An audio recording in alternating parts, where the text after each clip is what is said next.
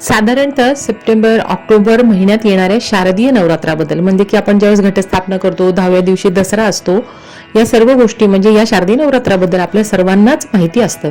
पण चैत्र नवरात्र म्हणजे गुढीपाडव्यापासून चैत्र महिन्याच्या शुक्ल पक्षातील प्रतिपदे तिथीपासून सुरू होणाऱ्या आणि रामनवमी पर्यंत चालणाऱ्या या नवरात्रीला चैत्र नवरात्र असं म्हटलं जातं. तर गुढीपाडव्यापासून सुरू झालेल्या या चैत्र नवरात्रीची समाप्ती येत्या गुरुवारी रामनवमीच्या दिवशी होणार आहे.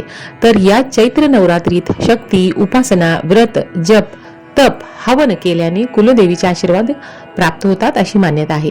म्हणून तुम्ही सुद्धा या पाडव्यापासून ते येत्या गुरुवारी 26 मार्च पर्यंत कुलदेवीची अशी अगदी साध्या सोप्या पद्धतीने पूजा करायची. आता हे पहा, तुमच्या देवघरामध्ये कुलदेवीची किंवा इतर देवींची मूर्ती, फोटो टाकाई असतील तर हा जो 9 दिवसांचा काळ आहे तो नवीन संकल्प, सकारात्मक ऊर्जा व नवीन सुरुवात करण्यासाठी उत्तम मानलं जातं.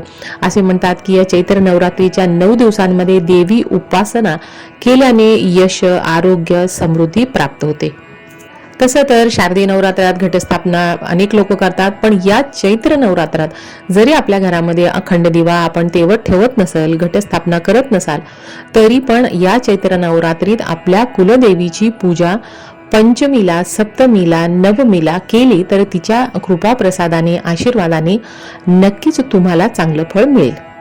आता फार काही सागर संगीत पूजा करणं आपल्याला गरजेची नाहीये. तुमच्या घरामध्ये कुलदेवीची फोटो, मूर्ती टाक असेल, तुमचं देवघर मोठं असेल तर तुम्ही तिथेच अगदी छान पद्धतीने पूजा करू शकता.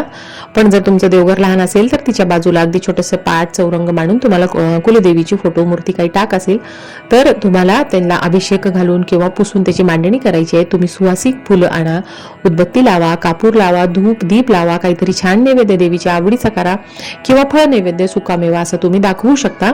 आणि छान पद्धतीने साईडला तुम्ही रांगोळी काढा आणि नैवेद्य दाखवून तुम्हाला देवीची आरती करायची. आता देवी पुढे बसून तुम्ही जर दुर्गा सप्तशतीचे पाठ करणं तुम्हाला शक्य झाले तर हे सोन्याहून पिवळे, कारण हे पाठ जर केल्याने मानसिक शक्ती वाढते आणि भीती, अडथळे आणि नकारात्मक ऊर्जेपासून आपले संरक्षण होते आणि शत्रूची बाधा सुद्धा नाहीशी होती. म्हणून तुम्ही सुद्धा येत्या गुरुवारपर्यंत आपल्या कुलदेवीची अशी साध्या पद्धतीने पूजा करा आणि व्हिडिओतली माहिती आवडली तर सबस्क्राईब करा.